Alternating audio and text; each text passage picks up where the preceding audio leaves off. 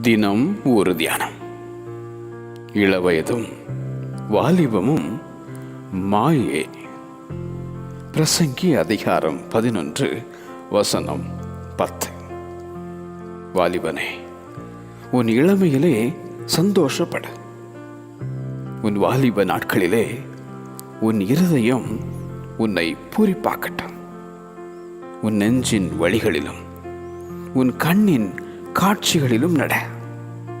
ஆனாலும் இவை எல்லாவற்றின் நிமித்தமும் தேவன் உன்னை நியாயத்திலே கொண்டு வந்து நிறுத்துவார் என்று அறி. உன் இளமையை குறித்து ஒருவனும் உன்னை அசட்டை பண்ணாதபடிக்கு நீ வார்த்தையிலும் நடக்கையிலும் அன்பிலும் ஆவியிலும் விசுவாசத்திலும் கற்பிலும் விசுவாசிகளுக்கு மாதிரியாயிரு.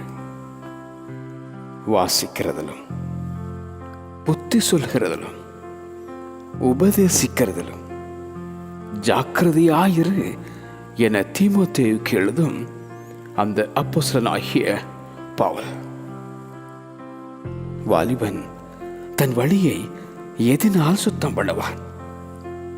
உமது வசனத்தின்படி தன்னை காத்துக் கொள்கிறதுனால் தானே என்றான் அந்த தாவீது. நீ உன் வாலிப பிராயத்திலே உன் சிருஷ்டிகரை நினை. இளவயதும் வாலிபமும் மாயே. இளவயதும் வாலிபமும் மாயே. ஆமென்.